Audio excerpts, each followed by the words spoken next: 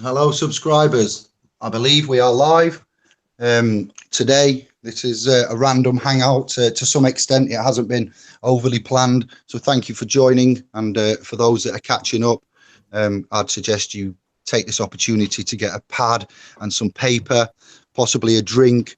We'll aim for an hour chat with Brother Paul here. For those that you know him, that's how I'm going to introduce him, and I'm going to let you introduce yourself in a minute, Paul.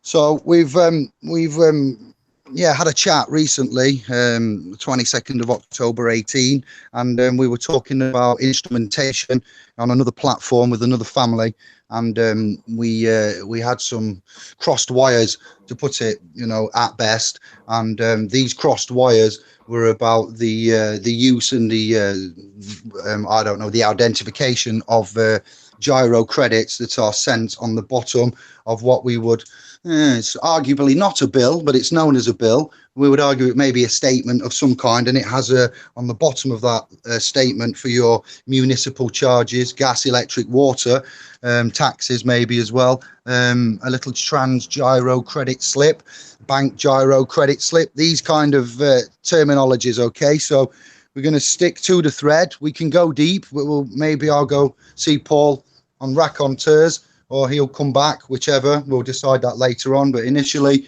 I'd just like to say thank you very much, Paul.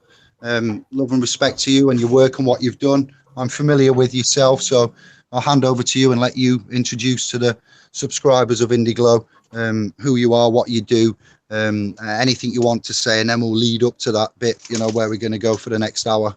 Thank you, brother. Yeah, no problem. My name's Paul Webster. I started this journey about 10 years ago or so, completely involved in banking and mortgage side of legal arguments at the time. And the utility company that I was with decided that they would mess up 3 payment plans that I had already set up with them. They reduced a £60 a month payment to £5 a month direct debit without even bothering telling me. And then when I eventually brought them about it, says, yeah, we've made the mistake, but this bill still needs paying. And after 2 other payment plans, because obviously I didn't, with everything that I'd taken on, I didn't really want to take on another front. I was already fighting on 3 legal fronts at that point. And I didn't really want to take it on. But on the 3rd occasion, the utility company pushed me that far. I just said, do you know what? Send me a paper bill. I've been studying the bills of exchange. I'd understood about the economy, but the factor is, as I said to you before, Dave, standing in the front of the bathroom mirror at 2:10 in the morning, pissed out your head going, your gas is free? Are you mad? That to try and understand that concept when you've been taught all your life that you've got to earn this to pay this and blah, blah, blah. It was hard to get my head around until I saw what using that instrument did with these people, what it did when you went into a court armed with that. It's not going in and saying I'm not paying. It's certainly not going in saying I'm a free man of the land, I have no contract. It was a case of, this is how I'm meant to remedy this. I'm coming in with clean hands. This is the remedy. If you're saying that this is not the remedy, and you're not accepting it, then under the bills of exchange, you've got to give me a legal notice to tell me why you won't accept it. And the only reason that they could refuse is for a commercial agreement, which I haven't got. As we were discussing the other day about the Section 123 of the Consumer Credit Act, that talks about negotiable instruments and when they're not accepted, which are all commercial, until you get to paragraph 5, which says none of this applies to a non-commercial agreement, which is what I have. And as soon as I got that into my head, then all I've got to do, in fact, by law, what I must do is sign that and set the debt off, because if I try and pay it, I make the debt worse. Do you understand that, how that works out, David? Can't hear you, Paul. Yeah, I'd sometimes mute the mic. Bless you. Thank you. Yeah, we had a chat on off air about that. And first of all, I do understand about that. I'd let you explain that, but I'd like to just say that before we go on, then what we need to reference here is our mine and Paul's knowledge, and I hope the subscribers to some extent, 90%, will already cognise that there is bankruptcy in effect, and that we have the removal of the backing system of the currency, what we would call money back then, gold insolvency, the bankruptcy that we've said about the 1930s, 35s, was it? And the subsequent etymology removal in the 1960s in Anglo-land territory, England. Your removal of the silver, sterling silver, is the currency on the banknote. So we need to just brush upon loosely that we are in the already of the understanding with the monetary mechanics and the poignant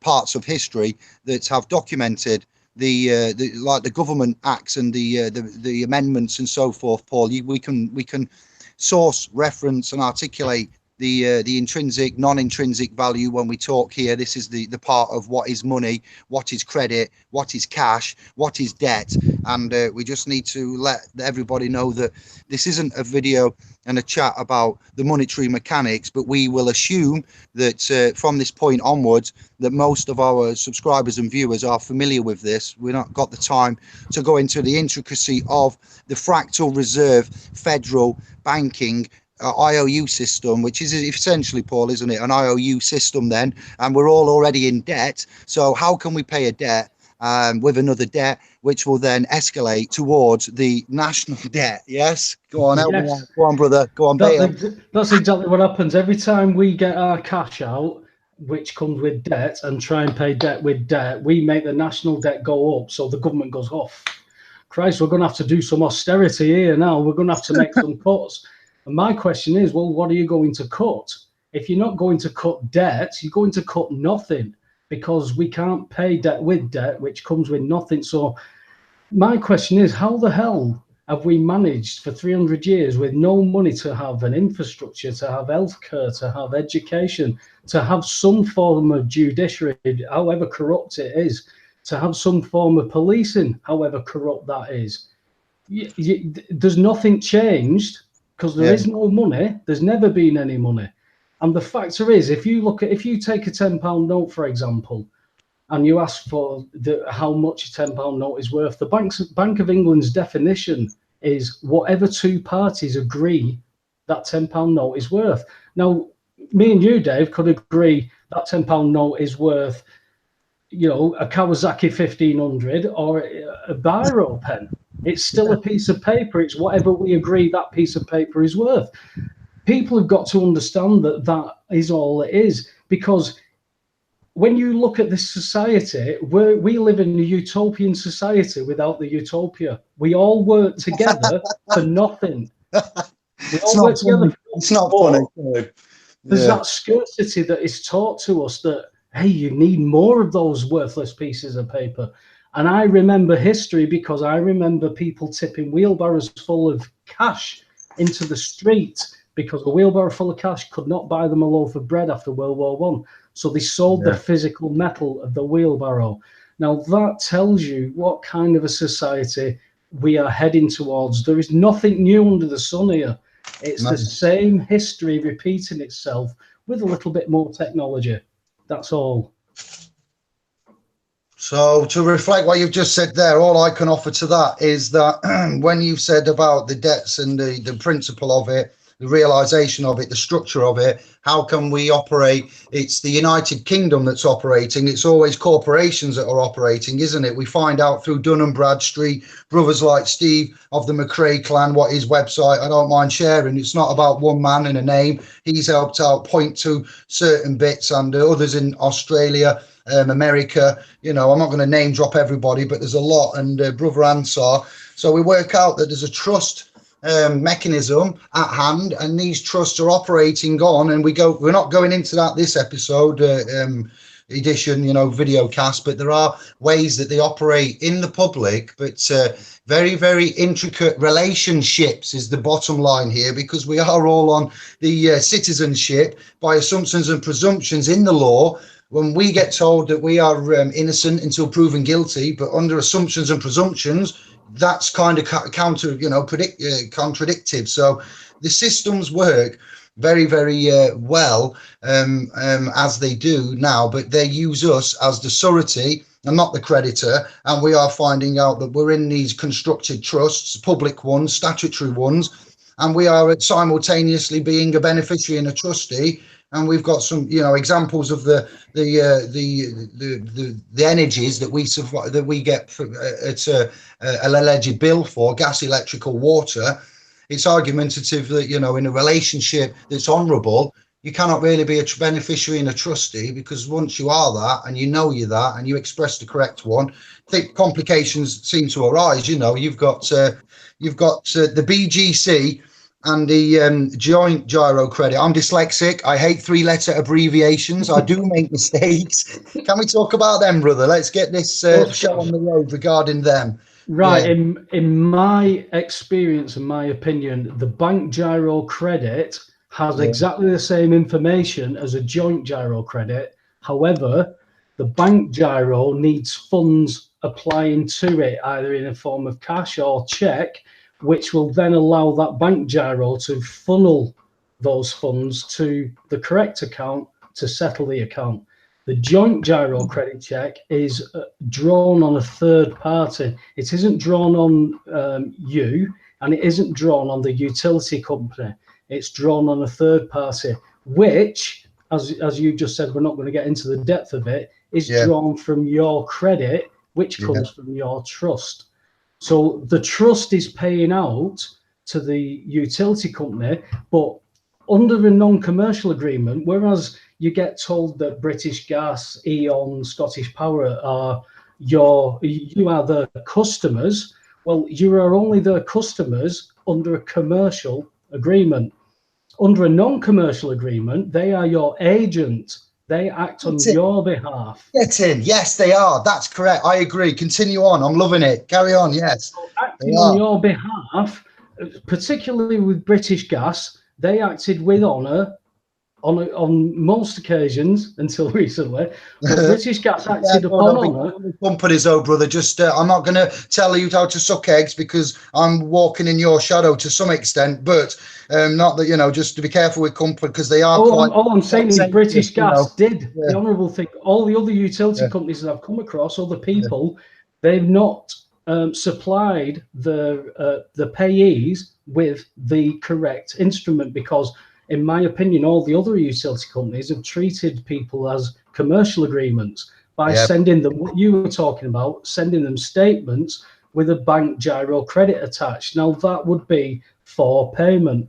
Whereas when they act in honour, under the Bills of Exchange Act, the utility companies take up two positions. They take up the draw, which is the cash draw. So the funds have been paid to them. So then they become the drawee, because they take those funds out. But as my agent, they cannot settle my account. They need my authorization. So they issue the credit check to me for endorsement, so they can settle the account. Once it's endorsed and sent back to them, account settled, that should be the end of. The trouble is, if they finish, if they comply with their obligations under the Bills of Exchange, that means that everybody would know that you cannot pay for your utilities and you must set the debt off with the signature, which would make people's lives a little bit easier. Yes, insolvency is all we can actually do. Bankruptcy we frown upon. It's actually probably one of the most honourable things man can ever do, because that's the correct way to discharge charges and handle debt, because you can't pay debt with the debt then. So you've just explained very eloquently about the systems as you see it. This is not legal advice, everybody. This is a private chat. I haven't called it education. I've called it something else, how to. It's down under the title of how to. So this is how to recognise certain things and instruments and relationships that we would point out aren't always as they seem. So yes, the agents, very interesting. I've got more on this with the agents and the relationships. I know about Bailey, Baylor, and the type of financial stuff there. There are very varying and many types of trusts that we all talk about, but these ones I would argue would be some kind of, yeah, they are trusts that you are in that you don't need to know you're in to be in. And these are the public statutory ones. That this is where man also gets confused, Paul, if I may just divert and say that there are private ones, there are testamentary ones, there are irrevocable ones, you know, by default, there are revocable ones, there are power of attorney, there are many private and public trusts. So it's not just about, we've learned about trust, because we don't want to put you off. But these, what we're talking about then, are the misconstrued relationships as we understand it, and trusts, and we are in the public trustee position. And what we're doing here with Brother Paul then is exploring the mechanisms and the instrumentation and the way that we can handle and use this. And if we're talking about the bills of exchange, and we're talking about the way, you know, these come through and the way we handle them, they are addressed to the all caps name, okay? And they have the all caps Mr. title, Mrs. David, and then the annexure of the all caps name. It may be that it says Mr. and a little David and a big capitalization. They come in many formats, don't they, these alleged bills? And we are just you know, telling you that this is not something that's very technical. It's just that we need you to start, you know, at the beginning, and to you know, accept or not accept the reality that we live in, isn't it? This isn't moving into the private, is it? This isn't doing anything technical, Paul. This is just accepting what's laid before you in commerce, in public, using the governing guidelines that we can prove and get to you, that the government have given us, and that the business world actually recognises and uses every day. Do they not? Yeah.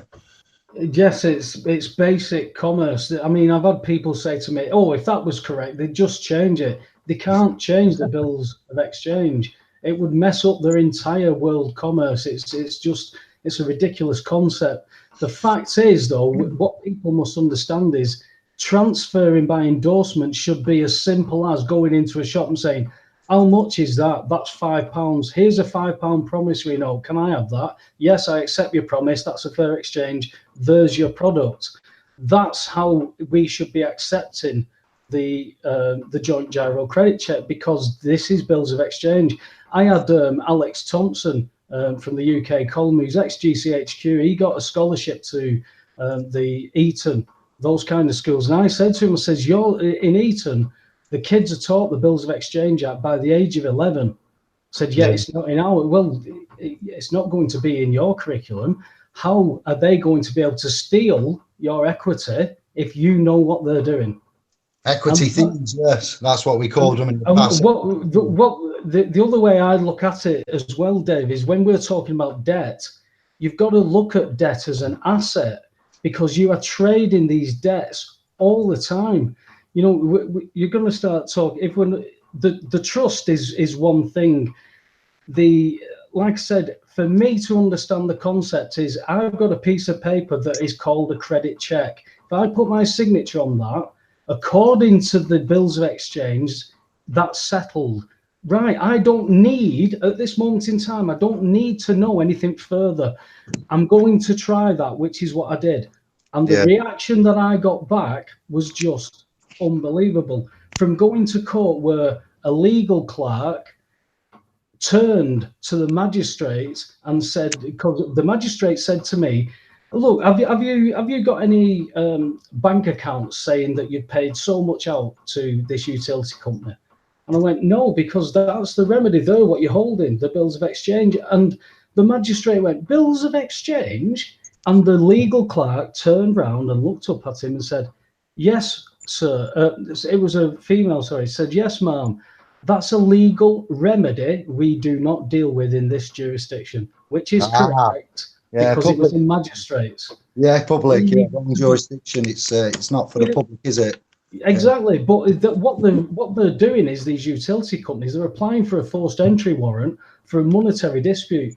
The jurisdictions could not be further apart. You cannot get a forced entry for a monetary dispute. The forced entry under the 54 Rights of Entry Act is for pipes, fittings, escape of gas. And that is in relation to the 1986 Act. Now, people have pointed out to me, look at this, they can retrieve monies from the 1986 by fitting pay-as-you-go meters. Yes, for commercial agreements, they have jurisdiction over statutory. I am non-commercial. If I want a prepayment meter, you must have my agreement. There is no ifs and buts about that. It's in the 2006 PPM regulations that you must have a signed agreement to fit a pay-as-you-go meter.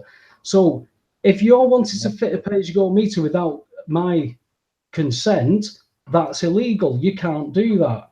If you want to force entry to fit that, that's now criminal, because you're going to issue a forced entry warrant for a non-criminal matter. This is now going far beyond any legal clerk's jurisdiction, and certainly any magistrates. Yeah, agreed. This is where it now starts to unfold, and it falls about around people because they're acting on warrants that are not warrants. We've got court transcripts and what isn't. We've got that in transcript. Anybody who wants to go for a bailiff now has got all the court paperwork there. All they need to do is point at it and say, look, is this or is this not a warrant? This judge says that is not. And that's what these people are acting on. There is no affidavits going in saying, we want to force entry because we believe there's a gas leak, there's a pipe missing, or anything like that. It's all about money. And they're aiming at the corporate side of it, because statutory, these courts have jurisdiction over businesses. So as long as they keep sitting under that little umbrella, and we've had judges state, I believe you've got a commercial agreement, and I've stood up and been banned from that judge's court because I've said, where do you get your evidence from for a commercial agreement when all they say is you owe us money? There is no evidence. There is no justice. If you're going into these courts and expecting to put your case out and expect justice, you're going in with the wrong attitude and you're going to the wrong place, because these people are being paid now. They're being even given promotions to make sure that you can't get anywhere with this stuff, because again, the company I was up against made in 2012 a £2.3 billion profit that they shouldn't be making. And when you go into these courts, the executive, which are the banks and the corporations, and the judiciary are working together. It's two wolves in the sheep deciding what's for dinner. You've got to be able to go in there and shout and howl and say, I'm a wolf, which one of you two are going to be the sheep? You would argue that paperwork procedure, Paul, there, you've got to, make sure the paperwork is, let me go out while I boil the kettle.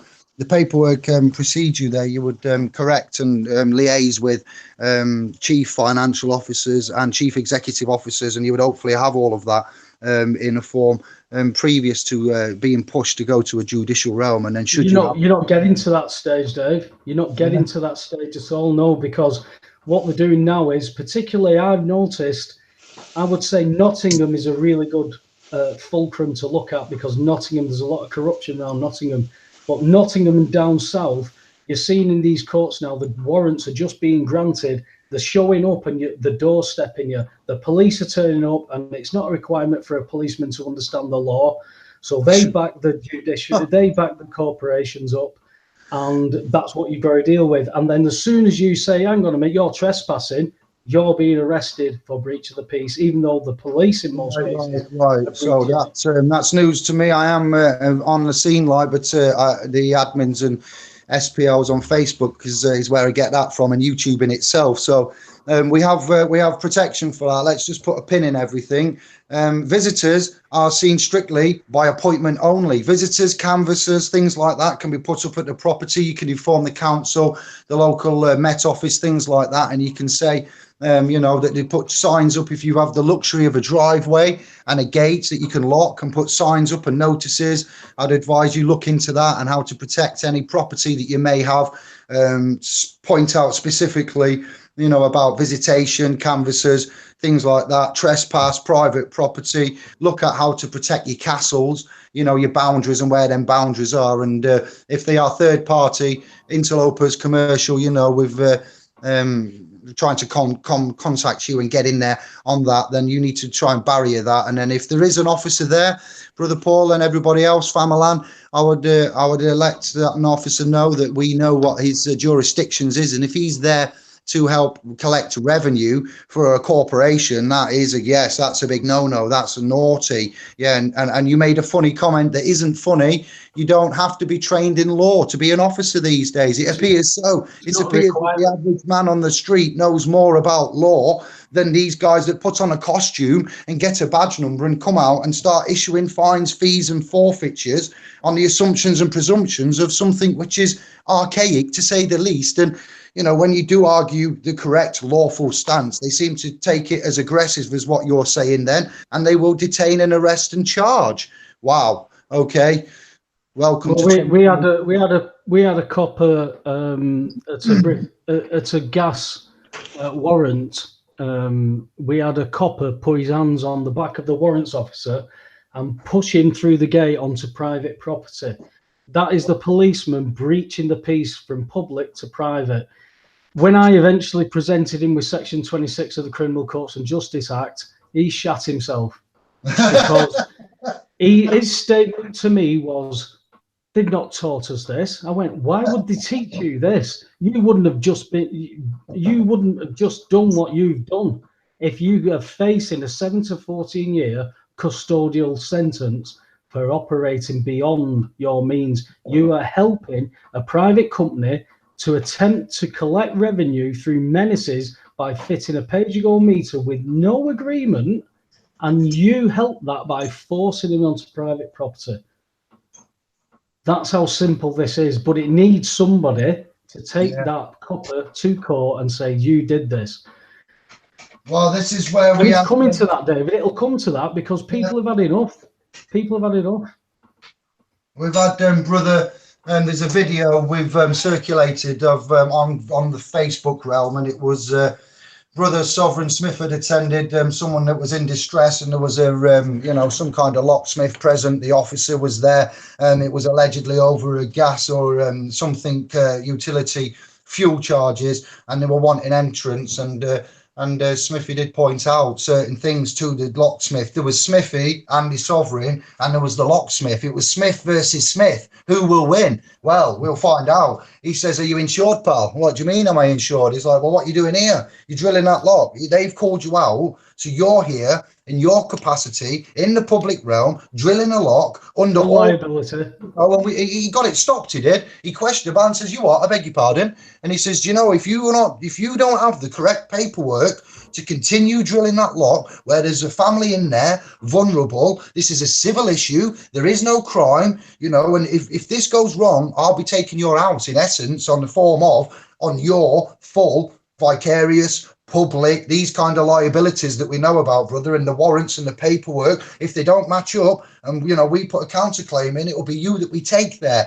All of a sudden the lock's being difficult, like man cleared off, no access, like, you know what I mean, brother? He says, "I can't get in there to officer, something wrong." He says, "I think they've got something in." Off he went. It's on the video. Changed his mind just by a simple chat. That's well, we can tell we could tell years ago that we were winning with this stuff because I think I might be going back to about 2014, something like that. Panorama did an half-an-hour program on utility companies, and they showed a meter being they showed entry being forced, and then they showed them fitting a pay-as-you-go meter. Well, I was privy to both of those entries. The first one, they didn't get an entry because it showed them drilling a lock, and it was titanium locks. They never got entry, but then it cut to them fitting a pay-as-you-go meter, which was a completely different address, different day, different year. Wow. Now, what the voiceover said was these utility companies can apply for a warrant, force entry, and fit pay-as-you-go meters. They didn't tell you any lies. They told you the truth. They can force entry. They can fit pay-as-you-go meters. But what they didn't tell you is they can force entry if there's a health and safety issue only, and they can fit pay-as-you-go meters if you request such. That's the only difference that the BBC changed. Now, omitting those few words and putting it together like they did, anybody who would be saying that whether you're a dickhead, how can you say your gas is free? Look at what the BBC said. This is how simple that people can, cognitive dissonance, saying, yeah, see, they're wrong. Yeah, everybody knows that there's something wrong. Everybody knows that voting doesn't work. Everybody knows that politicians and the two parties are all the same. Everybody knows that. Yet they still do it. That's the definition of insanity, Dave. To keep repeating the same frigging thing and expecting a different outcome. It is. We're not insane. We're not educated at the correct levels, and that's part of the movement and the law of renaissance that we're in now. We are cognizing at a vast rate. The most don't know the mechanisms that surround them due to ignorance, but it's not willful ignorance. It's ignorance due to being programmed and what would we call it? School is for fools. It interferes with your education, no less. So the ones that are privy to this are the ones that I find have fallen down in life, that have got to the rock bottom, and they've learned to fight their own, and they've got some armor, they've got some shields, they've made mistakes, and we'd like to cover the basics today here. And thank you for taking the time out to do that and to take, Well, mine started, David, when I went to county court over my house, and basically, Dave, if me and you own a house together, 50-50. If you want to sell your half and you find, like, say if Andy said, I'll buy your half off you, Dave, that's nothing to do with me. I've got to now negotiate with Andy how we're going to share that property, or if he's just going to invest in paying towards it or whatever. I have no say in it. But at the same time, nobody can force me to sell my half to Andy.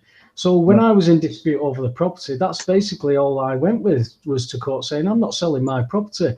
And I asked one question. And I asked the court clerk before I went in, I said, can you tell me what jurisdiction the judge is standing under today to claim authority over me and my property without my consent?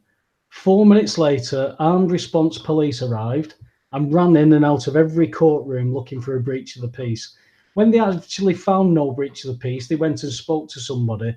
I was then summoned into the court with 2 armed police in front of me, 2 armed police behind me, and 1 either side of me, to state, I don't wish to sell my property. I don't care what she does with hers. Over the next 5 hearings, I had over 30 police officers, including video evidence gatherers. And that was because I questioned a judge's authority. That was 2012. That stemmed from the year before, in March 2011, when Roger Hayes attempted to make a citizen's arrest of a judge in a council tax hearing. That set a precedent for the police being called. I'm thinking that the armed police were just the nearest at the time. Wow. But the fact that they called armed police on somebody who was saying, listen, this is my property, I don't want to sell it. What jurisdiction have you got? Wow. That tells you a lot about what this system is, and it tells you a lot about what they're hanging on to, because then you start getting into the realms of banks do not lend money, and people still believe banks lend money, and that's another story altogether. So that's back to the property.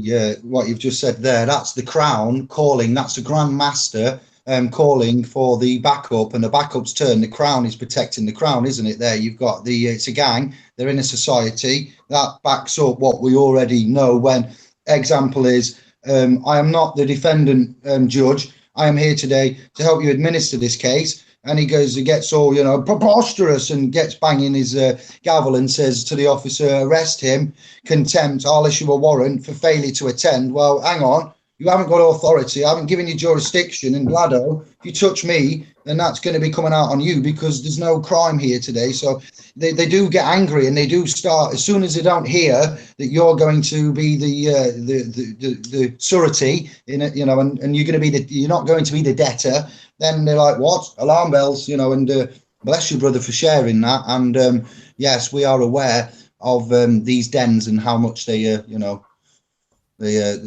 protected, and what they stand for. Amazing. Yeah, it's it's not something we take lightly at all.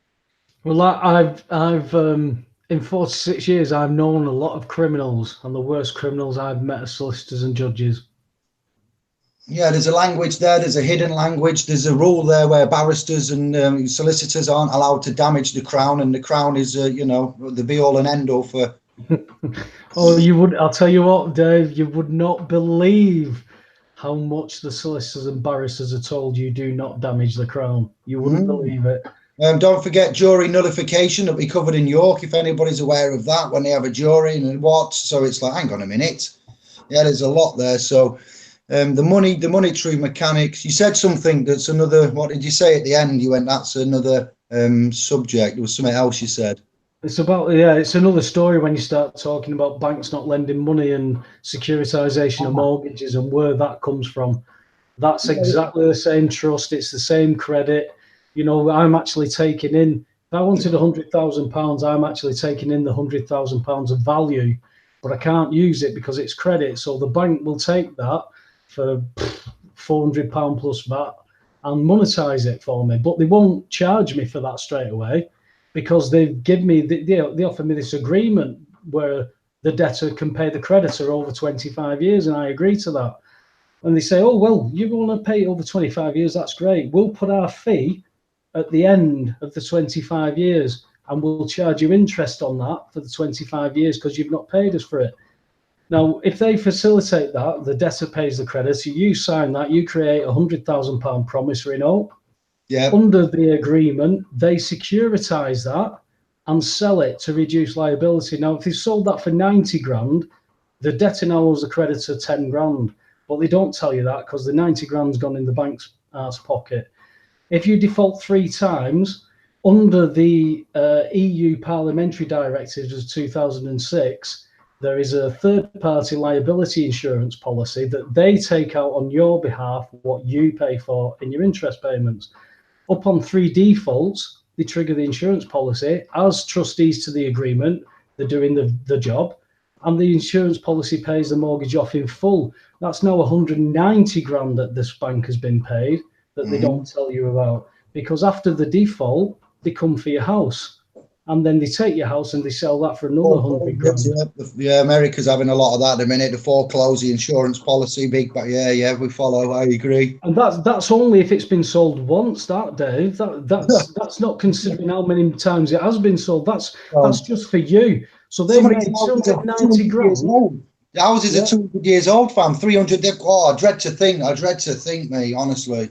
Honestly, it's not worth the paper it's written on. It's people making pieces of paper out of nothing, but it's registering as they're making some money, and they're not, because if the economy collapses, it doesn't matter how many pieces of these pieces of paper you've got. Yeah. Nobody's going to accept it. This is why voting, this is why banking has got to change. If you're going to vote for Jeremy Corbyn, because, and I know people who are really, you know, they're not stupid people, but voting for Jeremy Corbyn, he thinks will change something.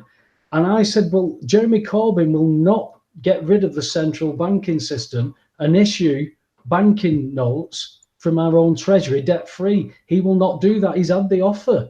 I mean, before Corbyn became leader, him and McDonnell both agreed with the British Constitution Group, Justin Walker.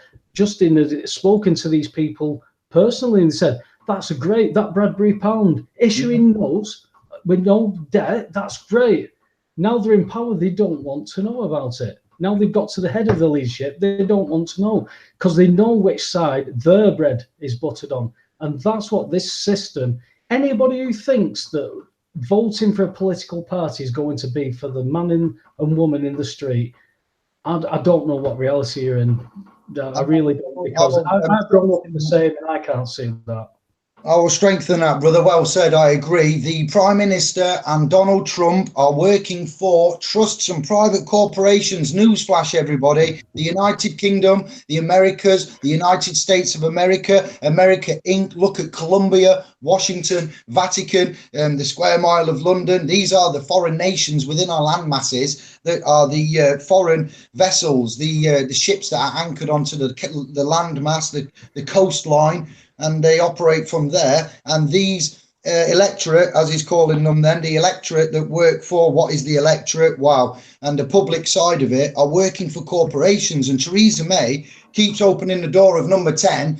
And it's quite farcical to me, but she says, to the people of the United Kingdom. And I just go, wow, please, can we not just fix this soon? You know what I mean, Paul? It's clear and apparent. Yeah, you're right. It's all mixed up. As for banks, I don't think any banks ever lent anybody anything in a very, very, very, very, very long time. And this wow, yeah, it's a bad state. It's a bad state of affairs. But you've got to understand where you are in it and what you're worth. If you continue to think that you're worth less, then you're never going to look into anything. The factor is that people are claiming benefits and they're being told, oh, you can't have this, you can't have that.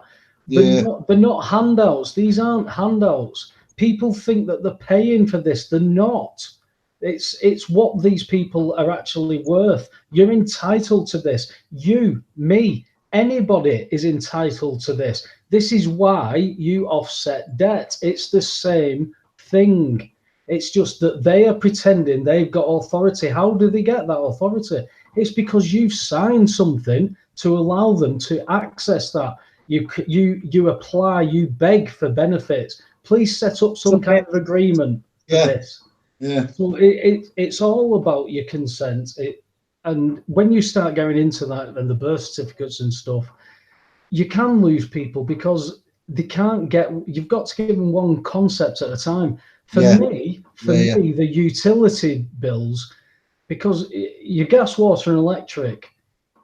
Let's call it, for argument's sake, 150 quid a month for gas, water, and electric. What could you spend £150 a month on that would help you out? What could you use that? What else could you promise to pay for, Dave, that would help you out, rather than pay for something that you're not liable to pay for because you need to set the debt off as creditor? And that when you don't do that, you are failing in your obligation, which makes you liable. Yes. Wow, we've got 42 watching. I don't know if you can see the chat room. I'm just saying hello to them all. I'm going to have a quick scan and see if we can help anybody out or shed any light then, because we're coming up to 20 minutes. We will have been on an hour, and I am fast learning that attention spans are about, one topic. keep it with me as well. You have to be careful, but let's have a look at the comments. Can you see them? Have you got a chat screen viewable, have you? I've not, no. All right, then I'll help out and assist. I'll have a look then. There's a fair few watching. I'll start from the top. It's how you deliver to the court, to the judge, and get out. If you know history, then you know how the future will be. I won't read them all. I'll just pick the relevant ones out and skim just to say hello to the subscribers and see if there's anything here for us, Paul. Yeah. If you know where the land is, you're walking on land instead of drowning at sea. Very cryptic, but yeah. Know yourself, basically. They've managed to keep up the illusion by taking our sweat equity and rewarding us with debt notes to prop up the debt-based economy. It's the only way it can function, by creating more and more debt. There we go. Yeah. We call it, it's a fiat currency system at hand. We have the national debt, but, it's truly incredible. Just imagine that you have a claim of right, a birthright, which is how all this ties in, is it not, Paul? Would you say, to help out any confusion? It's the birthright and the... Yeah, well, you said it. You hit the nail on the head, David. You said we're put up as surety, but the factor is, when we go for our mortgage, it is we are putting ourselves up as surety, but we don't know that. And the bank are actually doing it for us. Once we've signed that document, that they can now execute documents in our name, and that document doesn't stipulate how many documents they can execute in your name, what you are sanctioning to them. So you're saying yes, and you've never even read that part of your terms and conditions, that you give authority for them to execute a document in your name. You don't know you've given that. You don't know what power you've got. And then you've got to start to unlearn everything you've been taught. My mum worked 13 hours a day in her own business. She understood banking. She taught me the economy. She was wrong. She was completely wrong because she's been given a systems version, which is to promote them and keep us ignorant whilst they steal everything. And you know, I put steal in speech marks because you can't steal something when somebody's consensually giving it to you. It's the same as when if you don't pay road tax for your car, they come and take your car. How could they do that if that was your car? They couldn't. It would be theft. Yeah. But because you've gone, here, I've got a new car. Would you like it? Yes, thank you for that car. Tell you what, you keep it, you MOT it, you make sure it's ready to run. Oh, you've not paid your road tax. We'll take that off you and we'll crush that. Cheers, mate. Assets, yeah, transfer of title and property. Now that's where the private express trusts then come in, because if that car's in that trust, boom, all of a sudden nobody's touching it. Yep, we just found that out over the last year and a half. It's that's where Kevin Mark's your man for private trusts. He's a proper geek, Kevin Mark, and he went into all that. Yeah, he's set up. He's got that at arm's length. He's got that at arm's length now. So it definitely works. It's what these do to us. It is, yeah. Tony Blair's an example. We've referenced and heard about Tony Blair. We're not going into that now, but look into him and the things that surrounding him and his money. Sherry Blair, David, was the big one for SPVs. Sherry Blair was involved with a lot of SPVs, yeah. Because she's a barrister, she was involved with a lot of SPVs. We're in it together. Yes, we are. All mixed up. Of course, we're in it together. No, we're not. You know, it's a clear divide. There is an upper echelon, you know, tier of management that seem to be immune to the law. They have an amount of money, which is, we'll argue, unlimitless amount of money, and they don't, you know, follow the law.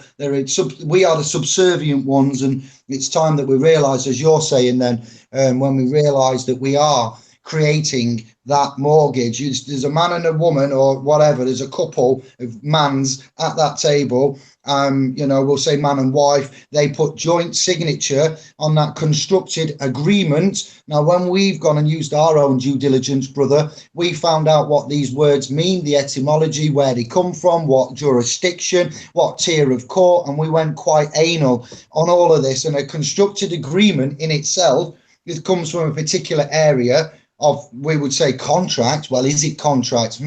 Yes. Power of attorney is what you're looking at there. Notice of equitable charges on property when you think you might own it. It goes quite deep within all of that, but we'll stick to the face value. 2 signatures, joint settlers, creditors, makers of, creating that money, agreeing to pay that money back that doesn't exist until they have pigs. Signatures. So just to recap, because we're not nuts, just so the viewers and the subscribers, because to be fair, it does need saying a couple of times. So they're sat there, they've asked for a loan. We won't say mortgage, we'll say 50 grand loan. There's 2, man and a wife. They've both signed a constructed agreement. The agreement is taken by the bank agent, representative, officer. It's taken in the back. It's given the consideration. Its interest is applied. Yes, it's then created by your power of the authority, autonomously. This is all hidden from you, is what we're saying. And you're put into a different position where you're now legally responsible to pay the money back that didn't exist until you signed and created it, gave it the bank, they give it you back, plus the interest. And then if we don't pay up on that repayment on the money that we created that didn't exist until we signed, you're in trouble. Yes? Yes. And you agreed to all that. Whoa! So you're not mad, everybody. There's 2 sane men stood here saying that's what we see it as. And there's others that will say it. You agree. Remarkable. You agree to all that, and in the policy there is a common law aspect that you've also agreed that if you don't fulfil the obligation that you've agreed to, so much per month plus interest, you will gift your property. So that's why, as trustees to the arrangement, they come and take your property. They're doing nothing wrong legally. They are taking the property and compensating the creditor. The factor is that they are taking the property from the creditor to actually credit the creditor, and they're taking it from the creditor. Whereas I don't know about you, Dave, but if I'm struggling to pay myself back, I reckon I'm going to let myself off. I've heard about putting a lien on your straw man before as well. Think funny you should say that. Hey, where's my straw? Let me have a word with him. Come here, you. Right. Yes, exactly. Wow. It's we got to get this again. We need to have another chat, I do believe. I'm going to go back to the chat room because we've covered enough for this 49 minutes so far, brother. We see the interaction here. It's a big thing to learn what we've never have, but we will get there with being, ourselves. The bills of exchange originally came from the Samaritan. Brother John, he's a Blue Spanner guy, so he's a regular subscriber. I'm not sure about that. Are you, Paul? Templar for me. Definitely Templars. Yeah, we'll have to check that out. John of the Smith clan, look at the bottom of BG paying slip, maybe British Gas, and it says, do not bend this voucher. Yes, it does. It goes to a little running system, doesn't it? It's what it reads, is it not? It's numbers and lines it's on about. Yeah, let's go here. Posting rule states plain English for contract to take place. Hence, if it's not plain English, then no contract, no meeting of minds. Check out postal rule. That doesn't really have any relevance to what we've talked about. That's just about contracts and meeting of minds. But to have a contract, there would need to be a meeting of minds. We can summarize that. I'll skip them, skip that. I'm halfway through. Don't worry, I'm getting there, Paul. I'm good at this. Fine, mate. Trespass on the debtor's property and violated under UCC 9. I need to open the door for our last 9 by remaining on the property. Let me see. 1 minute. I've left the keys in the door. I've done my trick. For our Queenie. Hello, my darling.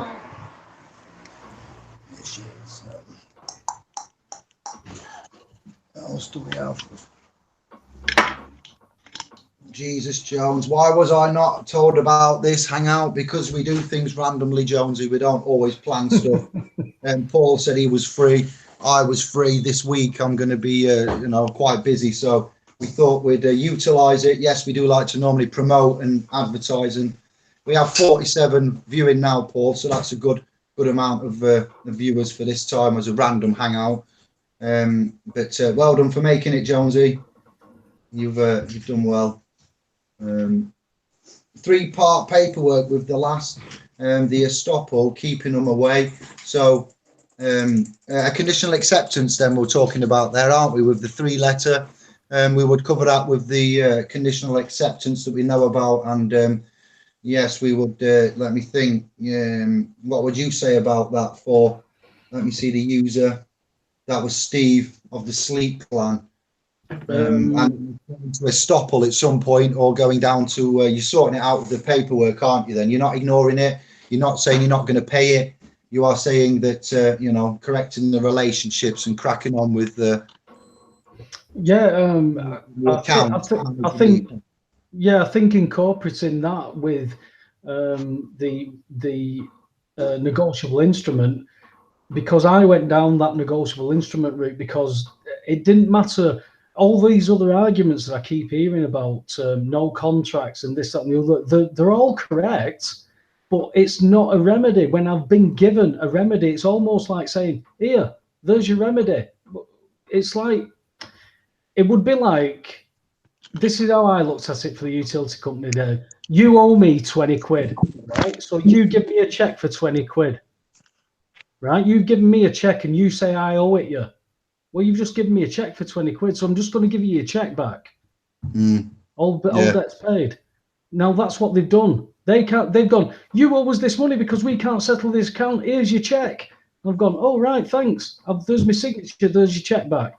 That's how simple it is. Everything else for me complicates that argument. It expands it. And I know one thing from walking into this legal world is if you expand an argument, they love you. They'll expand it as much as you want. So you keep it simple, because if it's not simple, it's not right.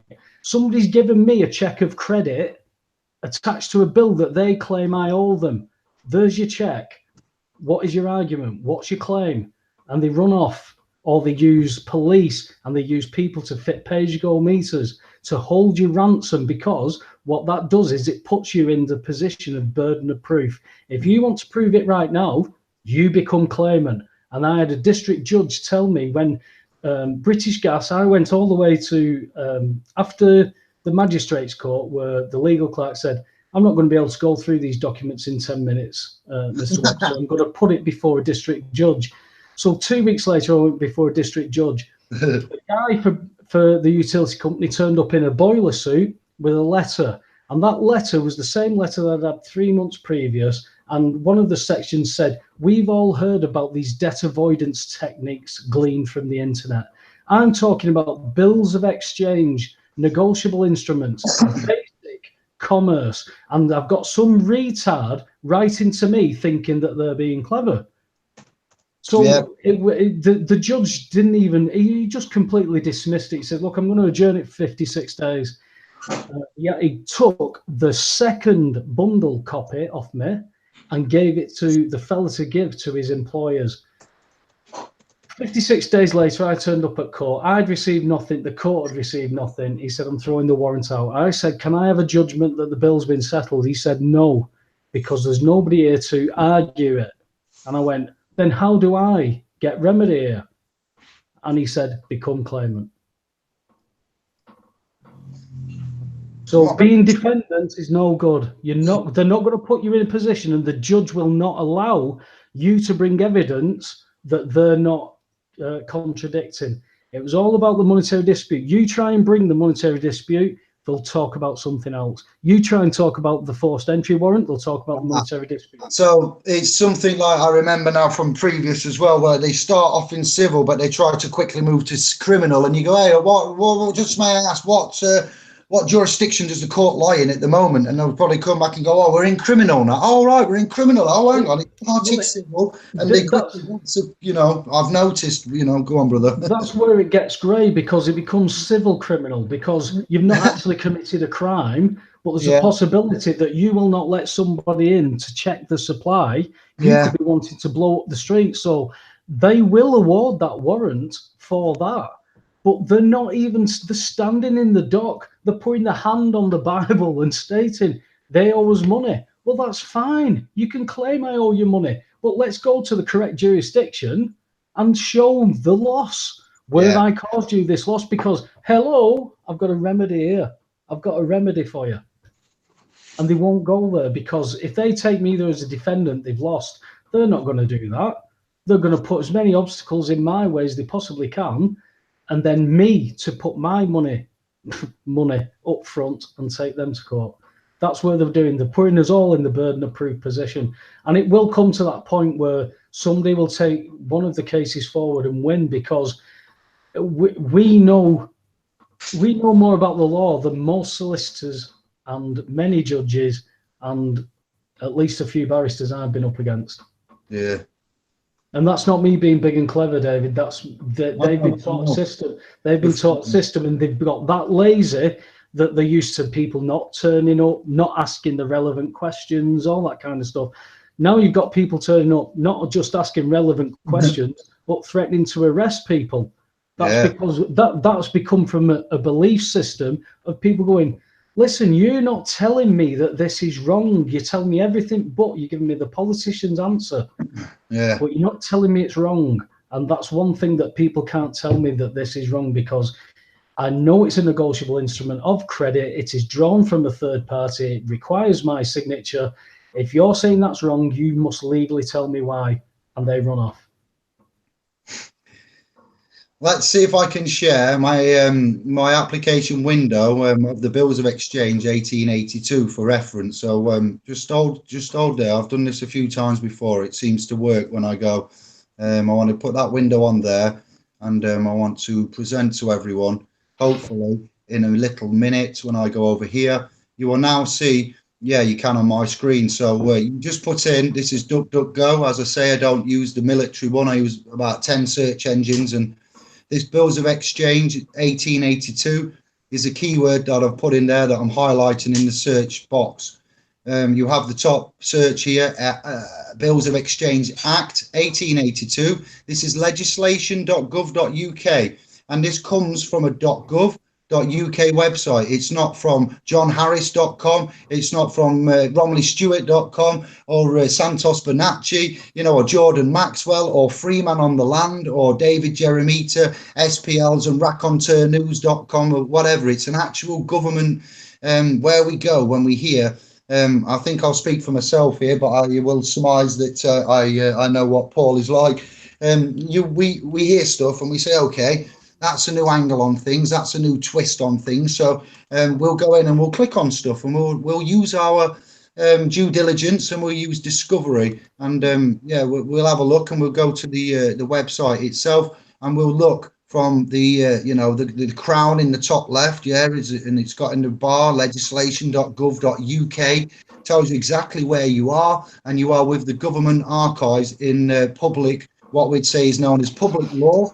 But these are mandated, statutory codes, governable by consent upon your person. This one is an act because actors, they act, the dead rise, actors act, man operates on deeds and deeds alone, and persons, citizens, employees, and etc., debtors, creditors. This is how this side of it, exchange, commerce, and you can go in. Part one. I'm not going to go through it all for you because it's not, now's not the time. But for those that are watching that don't fully cognize how we are, getting this information, or how we reference this and archive it, then that's exactly how we do it. It's as simple as that. We hear it, we look at dictionaries, we look at the definitions. What is property? It goes into etymology, monetary mechanics. We are the ones that have done that for you. You don't all have to do that now. We just needed to cover what are bills, that may be our statements, and how we would look at recognizing the relationship at law, and how we would look at not using the sweat equity coming out of the banknotes and the wallet in your pocket, because as Paul has pointed out, if you look on them, it will say this is a promise to pay. On there it says, I promise to pay the bearer on demand the sum of, and it isn't actual any credit of any kind. It's a promissory note. So what we view at the minute as money is a newsflash again, a bit like the bank loan situation. There is no money, it's a credit. We need to look at that, what the values are. And if I may say a summarization, then what we have at the minute is some kind of technology. We'll argue it's technology, financial instrumentation that allows, if this was a 3D out in the real world and was drivable, it allows a monetary value to be added to an object to be used in commerce or to have a value attached to it. But the instrument itself is quite deflated and non-existent. It's based on debts, as we're finding out, and promises to pay. So that's the key. Like coming back to, if you want to encapsulate, and we are not saying that we think we're above anybody or that we shouldn't pay. It's just how we actually pay and what we've found out and seen and can actually demonstrate. And you can't pay. That's the point. You can't. Charge. You cannot pay. Yeah. Go on. You go on. Wrap it up. You can. We're going up to that's the point to this. You cannot pay something because the currency, the notes that we use come with debt attached, because a private company says, yeah, you can use our currency, but we're going to charge you for it. What are you charging us? Well, we're going to charge you money. This is the round and round and round we go thing. You cannot save money. You cannot lose money. You're trading debt. When I go to the shop, I trade debt for a Mars bar. And the basics of this economy is I promise to pay for the Mars bar. The newsagent takes my promise, says, there's your Mars bar. I know you'll pay for it at some point. That newsagent then turns, takes my promise, puts it with his promises, goes to the warehouse and promises to pay for a box. The warehouse says, thank you for your promises. We'll put them with our promises. We'll go to the factory and promise to pay for the boxes. The factory that makes the Mars bars then take those promises, put them on pieces of paper and hand them to a worker that says, I promise to pay on. And the worker goes to the shop and promises to pay for the Mars bar. That's it. That's it. the system is designed that people cannot own properties, because a business cannot own bricks and mortar. Only a man can own that. And we don't know how to act like that in the world. Yeah. We're always acting in full liability, and that's the mechanism that we're missing. Yeah. Some of it is being sorted through private express trust, because it puts that, at arm's length, that legal term at arm's length. It puts you in that position. But the factor is that you should be able to draw this, as in like a savings account and a current account. So from your savings account, from your trust, so much a month is paid into that, and that gets distributed to offset the debt of your bills. That means all your sweat equity, all your promissory notes are for you to use as and when. When we get into the income tax thing, then you know that an illegal tax has to be passed every year, and they're not going to not pass an illegal tax when they're creaming it like they are doing. But then people don't understand the self-employment. You grass yourself up, you're given application forms again. I'm going to beg to you to please not take too much money. This is how much I've earned. You're reporting in. You're checking in, aren't you? This is it. Yes. Yeah. And we're taught to do that. We're taught to be good little slaves. That national insurance number, I have income tax taken off me through consent, because I use the national insurance number to get a job. I can't get a job in this system without using it. So it's a good scam. It's a good little scam for people who don't want to do any work. I mean, God knows what kind of people would want to never work and have everybody else do everything for them. I don't know what kind of people they'd be. Yeah, you are right. I've got some verbiage somewhere for like there is when you are doing this, then when you are looking at doing this, there is we haven't covered the there's a little bit of verbiage, isn't there, that we would use for the back for the endorsement. Then so you can't pay.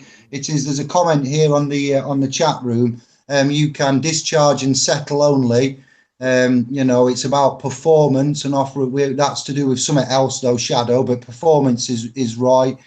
Jesus says he loves this analogy for you, Paul. There is it's going down well. Excellent explanation. Mars bar analogy from Mr. Menza. He's a YouTuber that gets around, so he's giving you a thumbs up for that. There lots of love from the subscribers to you, Paul, and they like your analogy, their understanding. We have been around here before. We haven't covered the JGC and BGC. Let me get it right. Yes, I haven't effectively. We are of a family that don't preach and shout about remedy unless we've been and used it and done it ourselves. So I haven't yet effected any of this yet. My particular setup is unique to me at the minute, but it will be used, and I can't and I won't go around saying, yes, you do X, Y, and Z. Even if Brother Steve, Richard, Romley, Santos has given me loads of documents and said, this is what works, I can't preach about it unless I've done it and I've effected it, and we will not. So this is another change in the technology and the way that we bring this to our subscribers, family, viewers, trust members, etc.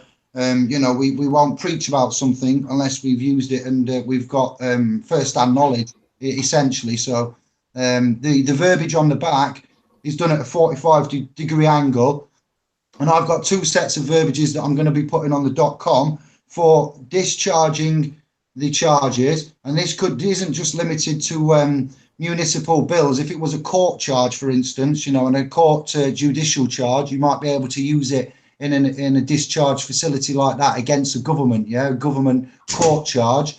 And for the bills, text is to discharge the amount using what is known as the SSN abroad, across the pond, America, Commonwealth, and national insurance number over here. We would term that in all of this technology as an exemption number. Yes, is it? Would you be on that thread with that?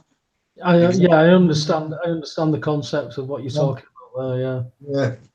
I can't find it, but I'll get it. It's on the .com. We're coming to the end, but that's an important part. So it's not just about getting this and, we'll go through it. Have you got any videos we could link them to? There are some ones you've done before or anything. I don't mind helping out with the links and previous. I don't want to be repeating stuff that's already done effected is out there. There's no need to change it. We'll have a look at it and promote that. So I do remember you and, is it Kevin, on a video somewhere, or if there's any with Ceylon or something, I don't mind. Yeah. There's a couple of videos on Ceylon's channel that me and Kev have done.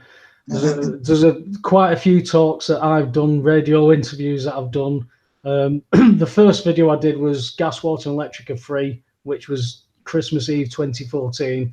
I had a lot of people mithering me to do something, to put something. And, you know, it's as I say, you're trying to learn this stuff and you're trying to put it out there and you're still unsure of it yourself. Yet when you're in their arena, they're giving you nothing. And when you're not being told that you're wrong in their arena, you know that you're right, because they do not waste time telling you that you're wrong.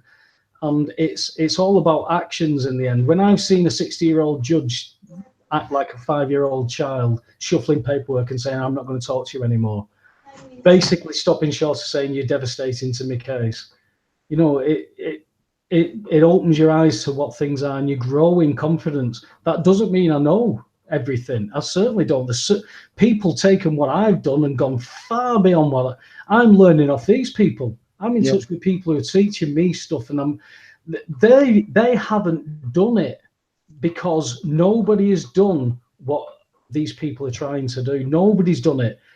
If they have, they're very, very quiet about it, because, as I say, some of this stuff, if it breaks, David, it would.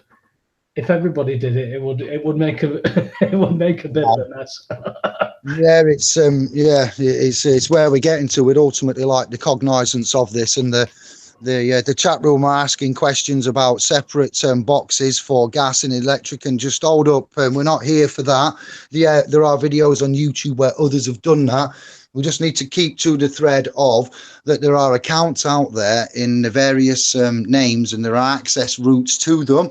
We first, found out about this through the Trust Technology as 18 months ago, roughly. Kenneth as King, a Facebook user. It was Brother Serge that brought me that video and presented it into Sovereigns to us and the admins.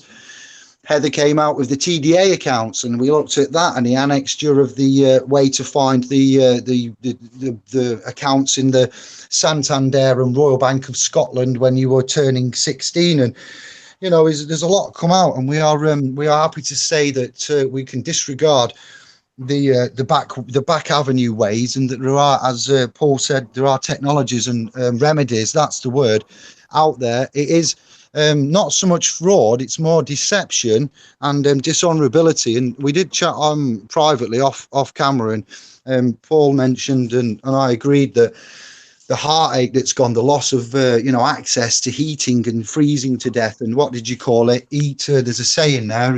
What did you say? I'll let you say it. Well, the old people, that every Christmas they either decide between eat or heat. I think that struck chords with me, because I had a hangout lined up with Santos.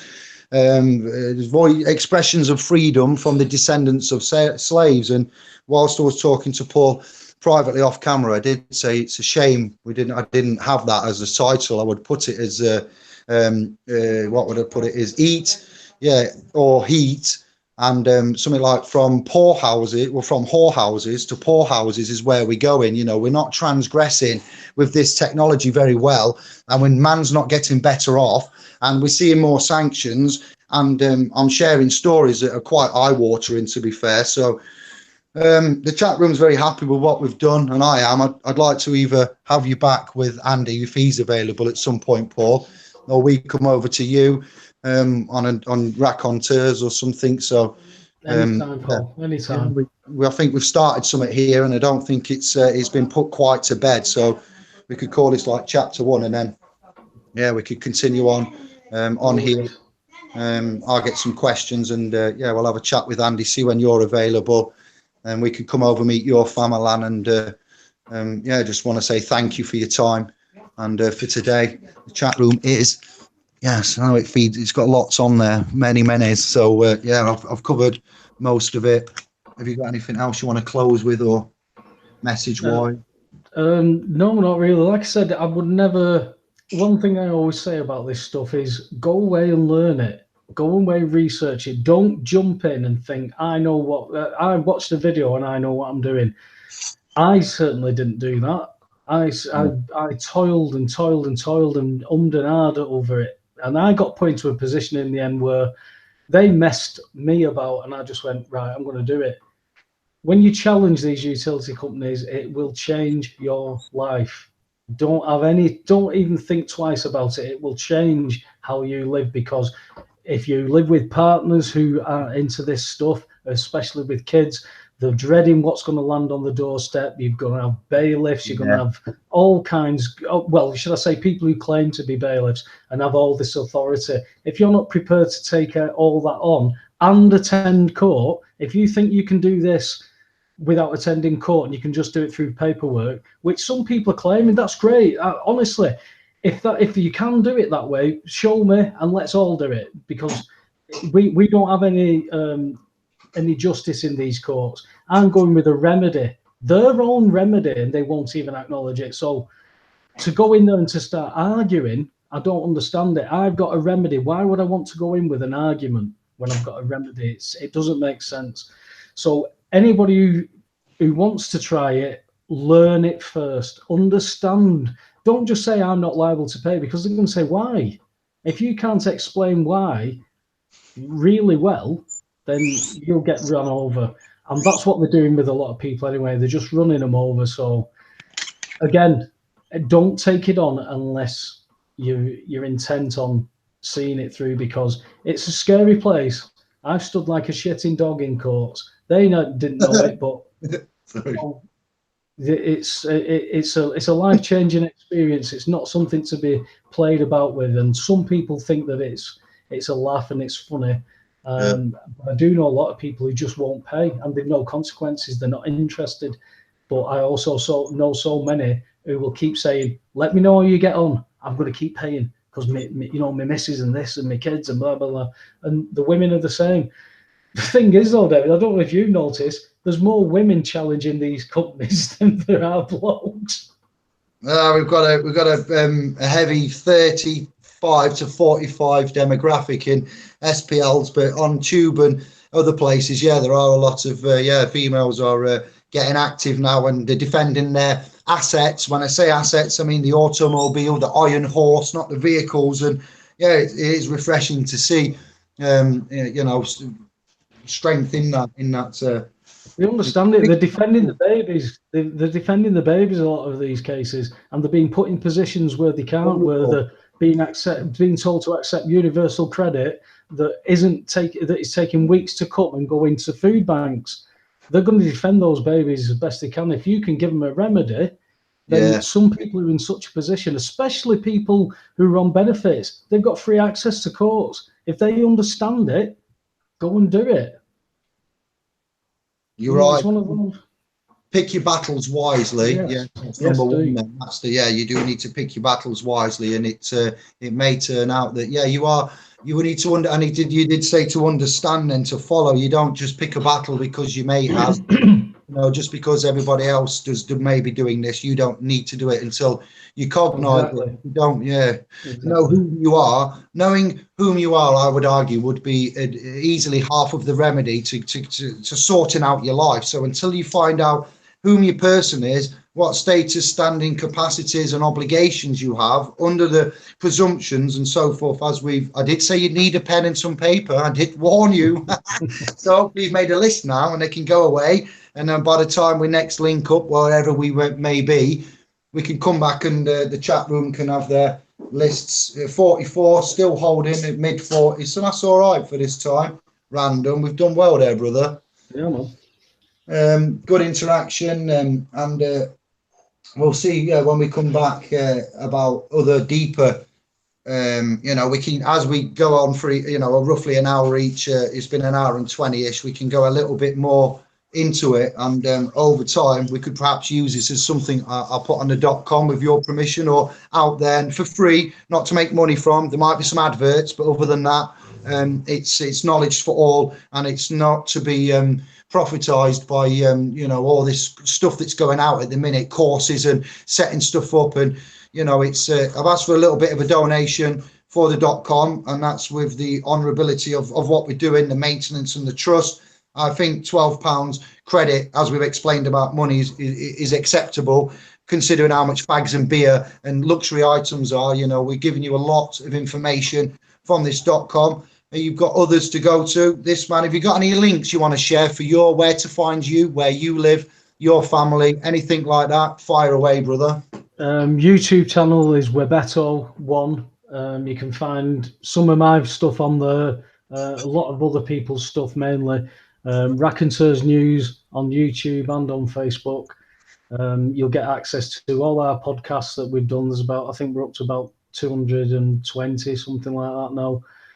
We've had a lot of good guests on, loads this year, but throughout the time before when I was only a guest on there, there's been some cracking guests on there, great information, and that's what this is about. It's about giving information. If anybody's got all the answers, then brilliant. Come out, show us a video, do everything, let us all do it, and we can change the world. But that's not quite how it's going to work. And I think some of this stuff, it can't just go out because it is that sensitive. It will cause what they want, which is a collapse, because people think that they don't have to go to work. And that's not technically quite how a debt-based economy works. They still need a creditor. And to be a creditor, you've got to be doing something, not just sat around. Until we get to that point where we have that utopian society where everything's robotic, nobody has to work. But will we get there? Maybe not in this reality. Yeah, technology needs to evolve. Money is a technology. It seems to be retarding and arresting us. Everything else is moving on past us. Leaps and bounds, micro thin technology, unbreakable glass, you know, such things that we're seeing now with technology and computers and software and clouds and Bluetooth and, you know, everything's going on. But the classrooms, the education and the finance seem to be hundreds of years old still as a reason. That's the retardation, David. That's the retardation, the consciousness. Yes. If we don't expand consciousness, what they refer to as the millennials now, you can only have soundbite conversations with. You know, there's no substance to a lot of the conversations. You see it a lot. That's the type of people that they want, and unfortunately, it's when you start telling the truth, people get attacked through telling people truths that upset their realities. You know, it's happened to me so many times, but you get to the point where I can't just lower my standards, and my standards aren't, you know, the gloriously high.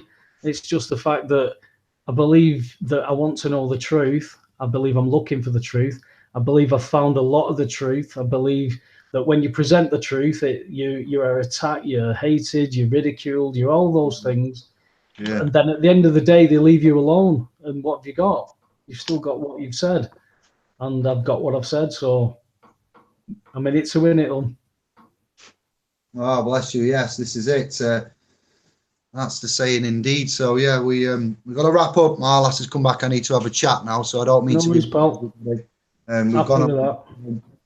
We've had 22 likes, no dislikes, up to 45 viewers, lots of comments. So yeah, we'll review this and we'll maybe back then, for another one, or we'll keep them in the loop, and I'll see what we can get together. That's the next stage after this, and what we can questions that come about. So you've got your links there. Sounds good. I'll put them in later on. I'll put some in the description. And I'll say thank you very much. Peace and love, one and all. Nice one. If anybody's about between 7 and 9, we've got an update on the 5G that's going on up in Gateshead. Mark Steele can't be with us because of legal reasons, but we've got an update then. So take care. Thanks for having me on, David. Oh, thank you. Thank you very much, brother. It's been a pleasure and a privilege. So thanks, man. No, we'll have you back if that's all right, or we'll come to see you. Yeah, definitely. And move forward. You got my number now. Stay in touch, pal. All right, brother. Thank you very much. Okay, mate. So, thank you very much, guys. Peace out. Wash. I'm going to end this. All right. Thank you very much, chat room, subscribers. Please share. I need to go now and attend to personal jobs for a little bit. Great chat. Thanks all. Be safe. You're going live at 5:30. See you all later. Okay, Jamie, put your comments and your links in now if you've got any. I'm about to end it and resume with the Queen. We'll come back to these comments. I think I've covered everything that needed to be. So yes, excellent brother there. Good spirit, good soul, good chat, good times. Goodbye. Hang on, I forgot where I was and how to do it.